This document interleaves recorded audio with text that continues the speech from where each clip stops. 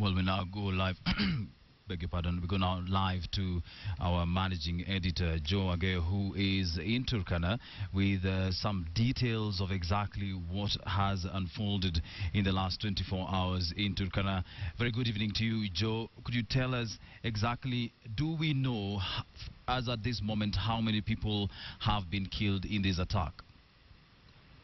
Well, Wilson, unfortunately, no. I think that one of the biggest casualties in this whole episode is information because, since this thing happened yesterday, information has been trickling very slowly. Right now, I'm actually in Lodwar, where I've been trying to track down the county commissioner. I spoke to him a short while ago. His name is Julius Mazenge, and he seems to be saying a few interesting things. One of them being that actually this happened yesterday, and that in fact the reports that there was a fresh raid today are not true according to him. But he also seems to be saying that he doesn't know the number of people who have been killed. He's saying that this place has a lot of traps and things like that, and that they have been unable to physically count the number of people that have been killed in this latest attack.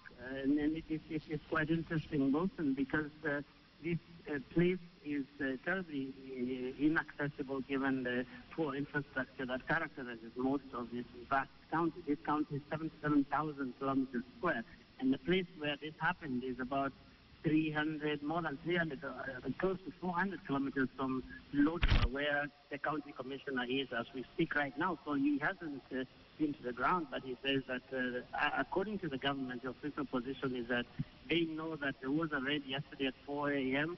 They know that some livestock was stolen. They don't know how many. They also know that some people were killed. They don't know how many. But they're saying that the place has been cordoned off and that a security operation of some sort is currently underway, Wilson. Which is very unfortunate now that this information, we really do not have any information as at the moment. So how was the government response? How was the security response in this attack? There were reports that there was another attack in the morning. There was another attack yesterday. How was the government, what was the government response to this attack?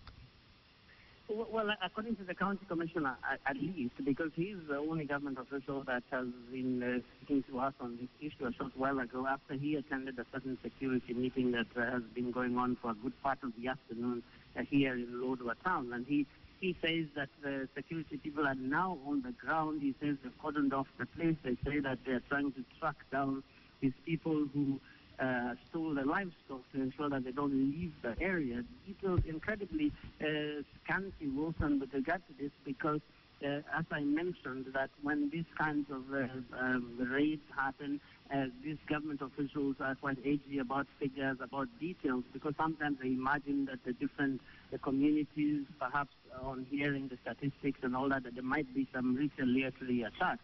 So they have been very edgy and cagey as well in terms of the information that they are giving. But yeah, the response when this was happening is pretty unclear because the county commissioner himself admits that in fact this thing started at 4 a.m. but went on for a very good part of the day, Wilson.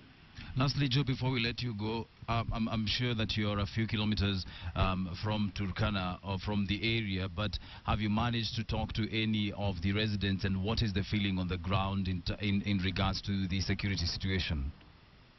No, I mean, the information that we get mainly from people who have talked to people there. As you can imagine that there is quite some confusion in that place. A lot of people worried about what happened. But the sentiment that you get from a lot of people here, because that is something that's being followed very closely from different places around this county, is that this has to stop because it's been going on for a long time. Remember, Dennis mentioned in his story Capedo, which was quite tragic. This Nadome place that it happened then is squarely inside Turkana. There's never actually been a dispute, so to speak, about where it is located. So the fact that there was this clash that appeared to involve members of the Pokot community and the Turkanas as well raises very many interesting questions about why the other people who are found this deep inside Turkana. But obviously that border between Turkana County and West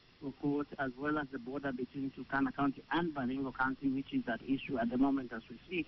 These borders seem to have quite some problems, and I think that going forward there will be need to pacify those places, so to speak, and find some lasting solution, because I can tell you there's pretty much going on here in terms of frustration within the county government and generally within Turkana County also. All right, thank you very much, Joe.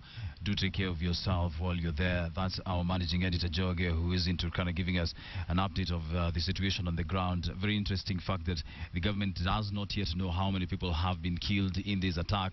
And the area has now been cordoned off. Again, scarcity of information. This is what we are finding out right now.